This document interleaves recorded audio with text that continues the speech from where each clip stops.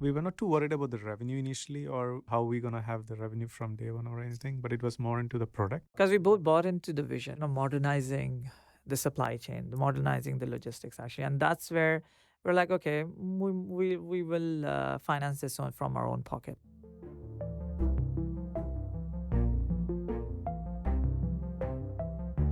Hello again. From Amaya FM, I'm Chirag, and you're listening to a special summer season of Tales of the Trade, where we're talking to 3 startups across 3 industries about the ideas they're bringing to life. It's always amazed me that in countries like the US or the UK, your deliveries can move cross-country in a few hours. But shipping in Dubai traditionally goes through this 3-day routine. The guys pick up your documents, for example, on day 1. There's consolidation at warehouse on day 2, and delivery only happens on day 3, even when it's all within the same city. And so when we chanced upon a company looking to shake things up in the logistics industry in the country, we had to get them to talk. So pull up a chair and join our conversation with Atif Rafiq and Jithin Manoharan, co-founders at Qafila, who told us the tale of how 2 university batchmates are bringing logistics and technology closer together, at last. Now, Atif and Jithin studied together during their undergrad years at the University of Wollongong in Dubai.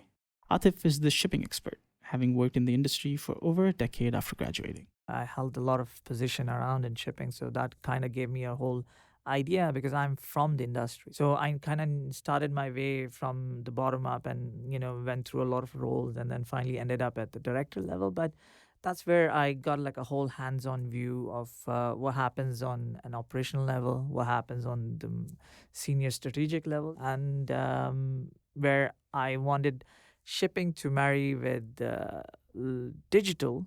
That's where Jithin came in.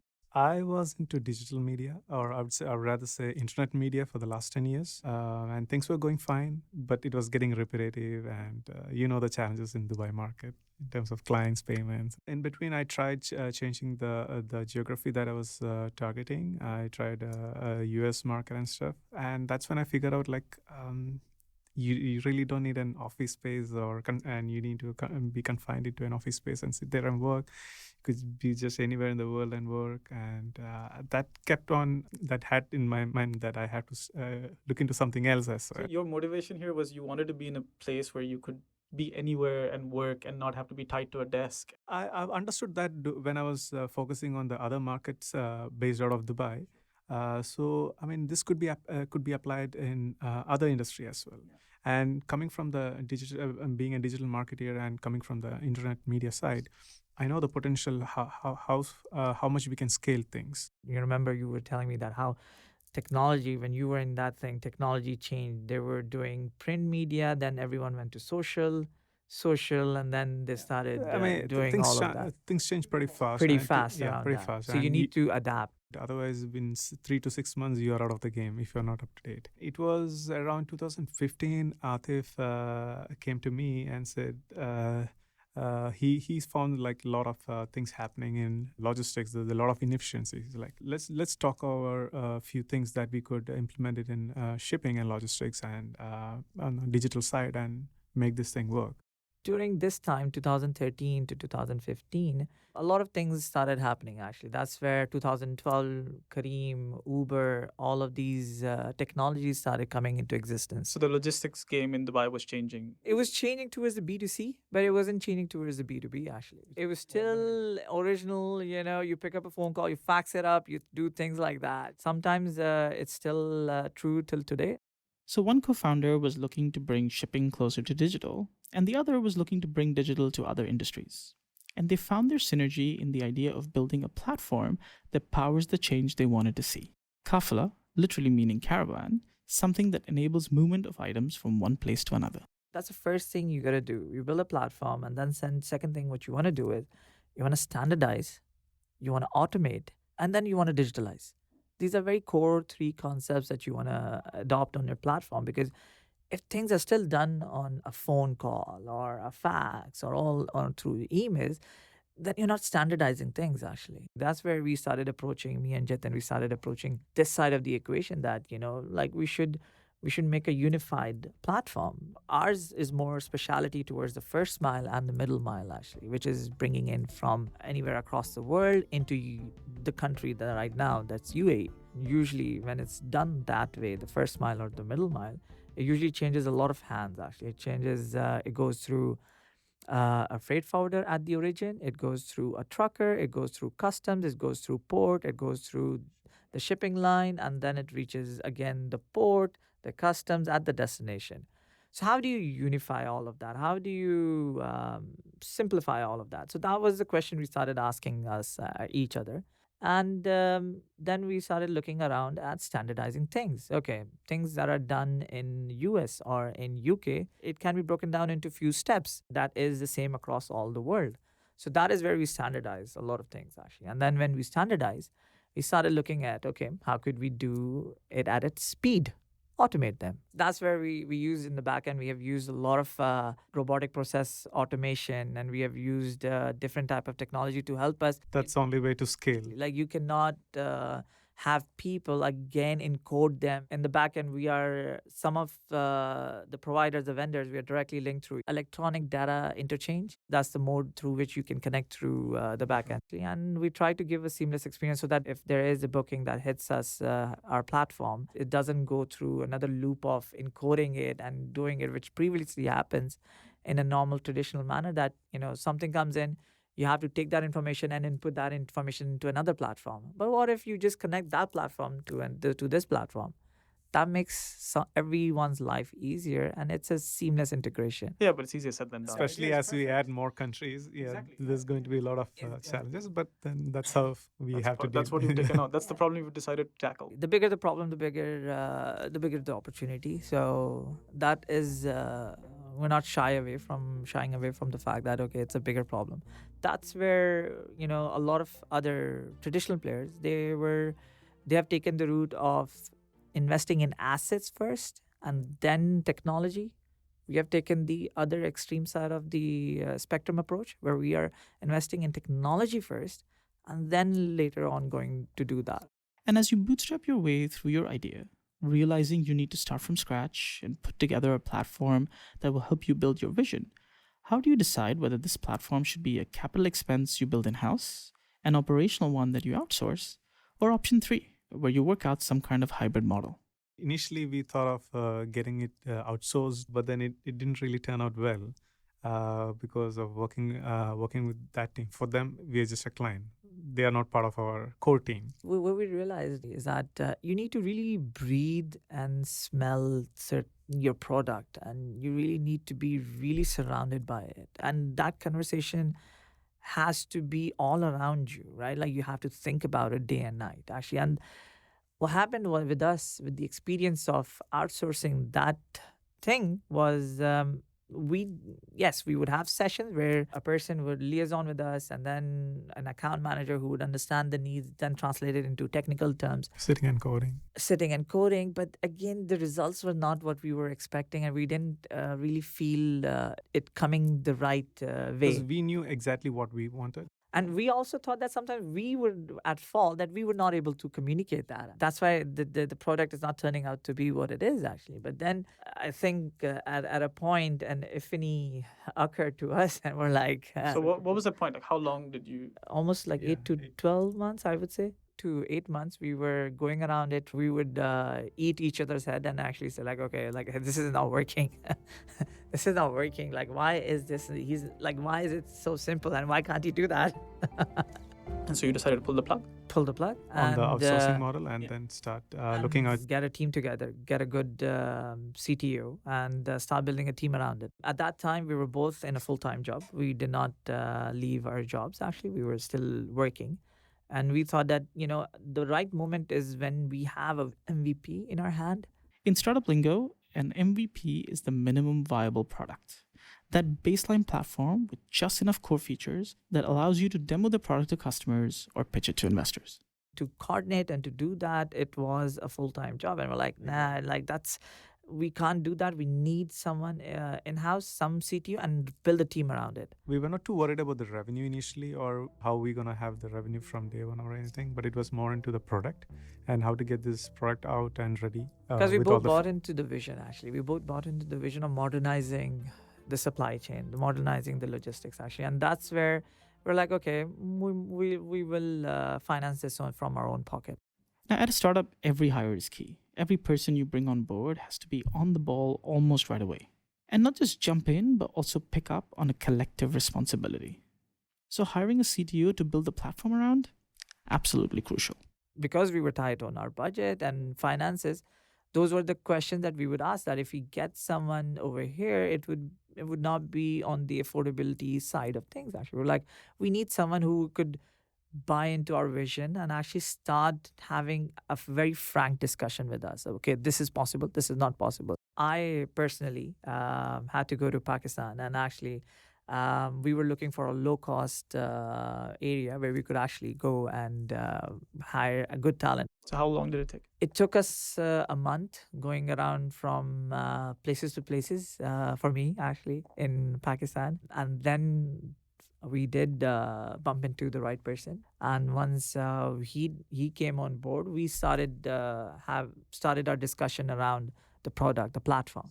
And I know we can't distill this down into one thing, right? But what was the thing that told you that he bought into it compared to, say, somebody else? I think it's more to do with the overall vision and then the experience that Atif had. It might sound very silly, actually, but it's one of those things that would really, as you said, instinct, and people who are not interested in the money aspect of things. It's a very holistic and meta talk I'm gonna talk about, actually, because when I had a meeting with him, and I had a lot of meeting with a lot of people, around 98% of the time, I would be the one paying for the coffee or that meeting or that lunch that I had invited the other person.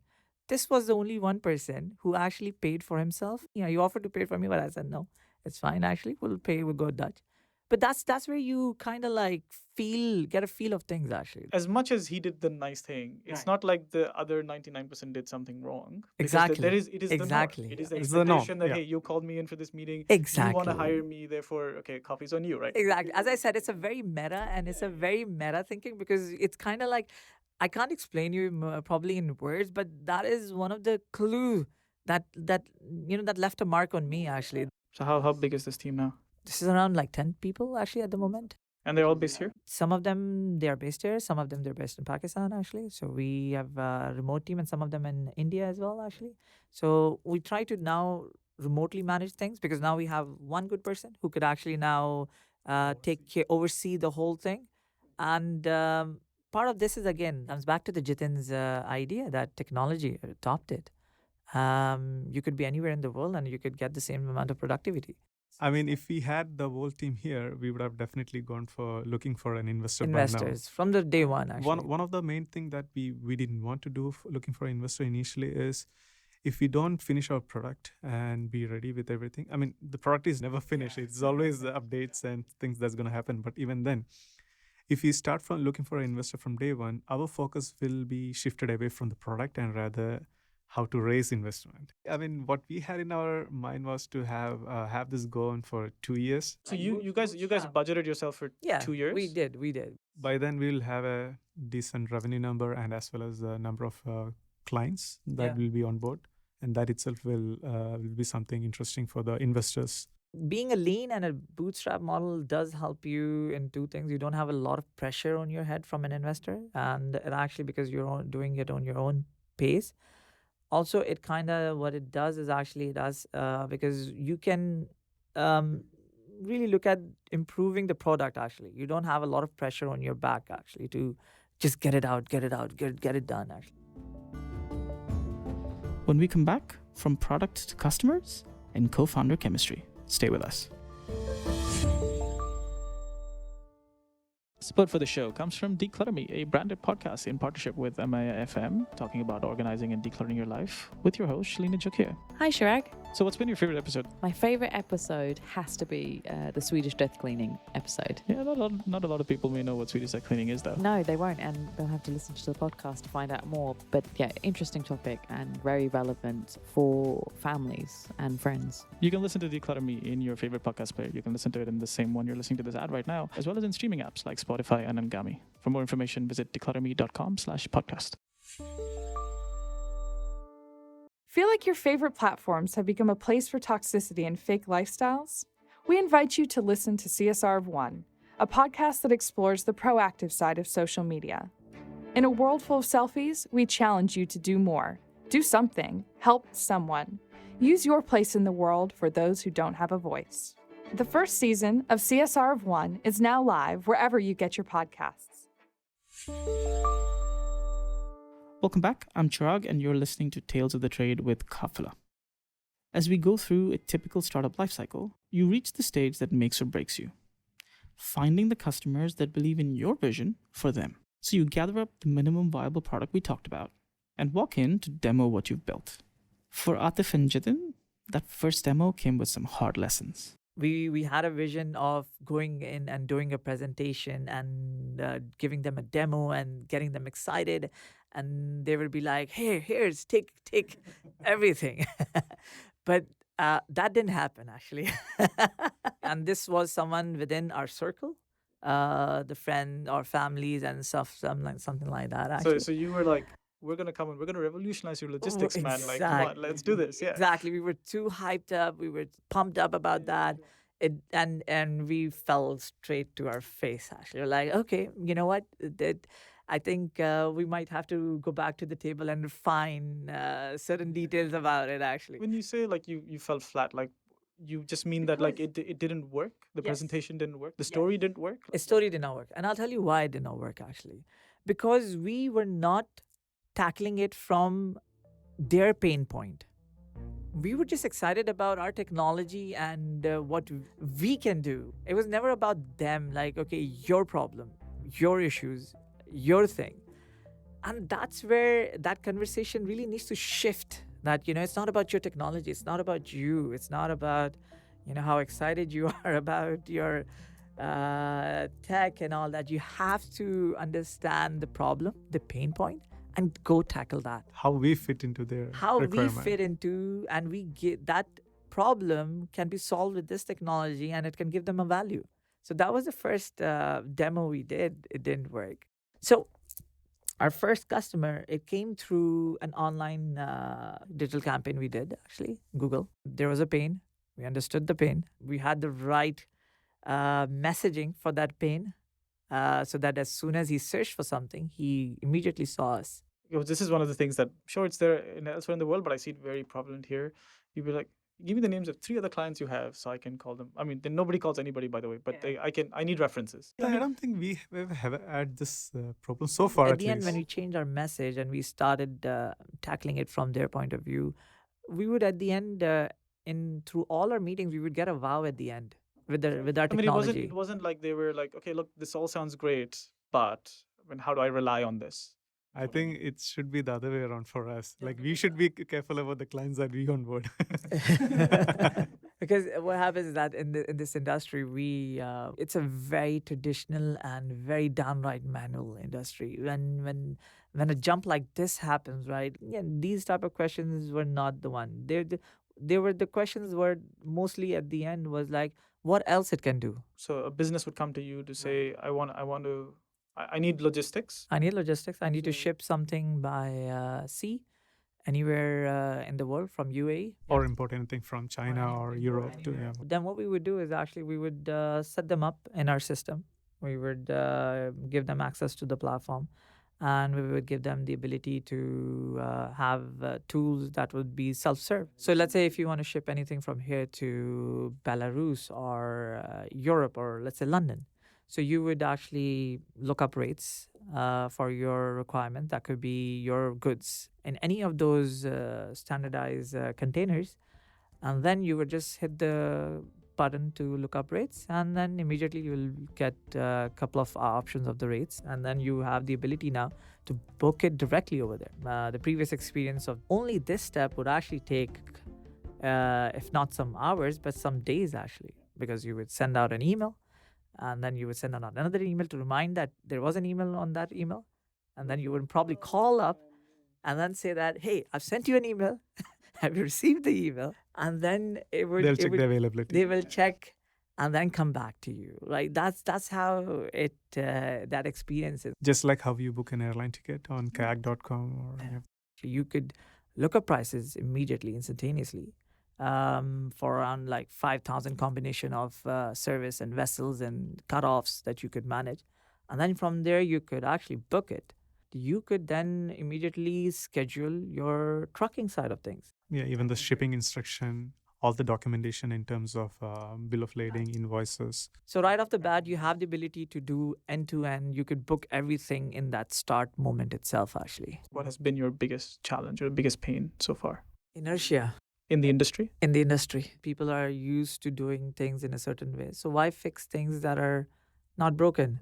They need to change the processes in probably. I mean, for a smaller company, it will be pretty easy to get online with a dashboard. But let's look at a bigger organization. They need to have the team trained on this and get them start using this. There's a lot of education that goes in play, because you need to educate them. You need to make them aware, that there is a solution available, a faster solution. A lot of conversation, we're trying to push the idea or to help our customers understand the fact that platform and all this thing is just a stage one. Think about the fact that you are putting your data in structure in this centralized place where you could actually now get some insight pushed into to you for you to view and to get done with something. So that is where, they don't understand the value of that. I guess it's a far-fetched idea for them yet to get the right eyes and attention to give them the grand vision of how you could digitalize your logistics department, how you could simplify things. When I talk to entrepreneurs and startups, I often explore how they go about their responsibilities. We spoke a little bit about this on our last episode with Crank and their 4 co-founders. And it's also something that came up during our live episode a few weeks ago with the Queen of Hard Talk, Dawn Metcalf. In the last year, we've probably had half a dozen different co-founders get in touch to talk about precisely this. Is we started this thing together. I thought we shared a vision. Oh, we don't. It's become really, really clear. And how do we have that conversation? No, it happens a lot. And again, way too often it happens too late. It's always good to have a good chemistry. We do understand each other, and a little bit of background actually does help. We have known each other for a long time, so that helps actually. More than 13, 14 years. Right? Yeah. But I mean, to say he likes working with you, but you? I do enjoy the company and working together as a team, and it's been great. We did have that conversation, a conscious conversation, where we decided on the finances. We decided on the capital investment. That happened in the start. That, okay, how much are we going to put in? How much are we going to, and who's going to take care of what? That's a good thing about knowing each other, that conversation can go kind of freely and casually. Our distinction is very clear to us, that he looks after the marketing, the digital, the whole side, the tech side. I look after the business operations. Right. Of course, there would be points where we're like, I have a completely different idea to what you're doing. Like, why would you do it this way? Like, this way is so much better. There were a lot of those things actually, like in terms of branding, Yeah. in terms of branding, the color choice, and all that thing. I evidently remember our, like headbutting each other and be like, okay, like this is the, because Jithin likes things certain way and has to be done certain way as well. I would push in new things, and that's where he would push back at me and be like, no, not yet. That's not the brand guideline. That's not this is. So what I tell him is, okay, let's just stick on to what we have decided so far, and we will revise the brand guideline in like 6 months or 1 year. That's the branding way of saying, we're not dealing with this problem right now. Right now. And I'm hoping you'll forget in 6 months. Exactly. That's a standard answer that I get actually for But I the- do accommodate his suggestions as well. I mean, wherever we can accommodate, I do that. I consider us as one.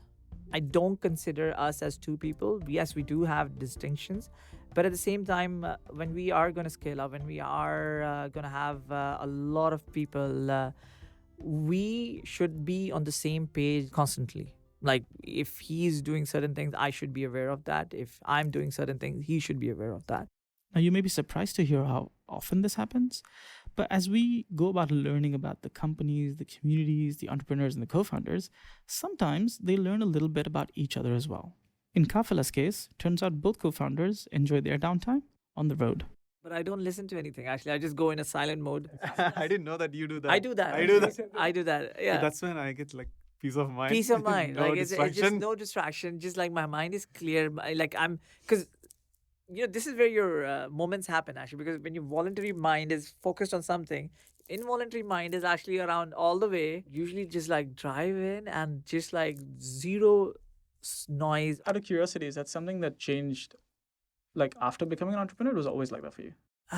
No, it actually changed after I became a father. Actually, I think because it's like when you are a father, right? Like there's so much noise around it. Like just tune out. Actually, you just want to like. Oh my God. So basically, drive time is me time. Drive is me time. Exactly. I don't know. Is that you do that? Yeah. Okay. So it started off with a fault in my radio player, and then I started loving it. But yeah, it was really nice. Yeah, but it is. It's a fact. Actually, burnout is a real thing. Like there are times where just like, you're just thinking to yourself like, okay, wow, like what is happening? But you're right. Actually, like that's where you need to maybe do something else, distract your mind, do something else. And of course, no startup can be without that eye on the horizon, that vision to take the future by storm. In terms of the product, there are a lot of development that's still going on because the product is still not completed. We are only done with a small part of the overall product or services that we'll be offering. So that's still in the pipeline. I mean, there are technologies out there like fintech companies who are also starting up who can solve these kind of things. So we're talking to them and see how we can incorporate all these things. So wherever possible, we automate things. So this development will keep going at least for quite some time. It will keep on going. There's a lot of good ideas and development that we have in the pipeline. There's IoT, Internet of Things. There is blockchain, which we have experimented it. But and with regards to the product, I would say right now the sea part is taken care. Now the next one will be the land and air transport. So that itself is a big product by itself. We want to inspire certain actions that can, people can look at it and be like, okay, that can be done better, actually. That can be done faster, actually. And that could be in a way collaborating with these guys to have that knowledge share across the industry that, yes, we do want to have that conversation with the customs. We do want to have that conversation with the ports. We do want to have that conversation with the shipping lines. How can we deliver this better and faster? And moving forward, we will need to talk to other warehouse providers and third-party vendors because our clients are requesting to have a warehouse, a storage. So we will definitely be collaborating with other vendors in the market and try to bring them up to speed and get them on board. It's the age of collaboration. It's not the age of competition.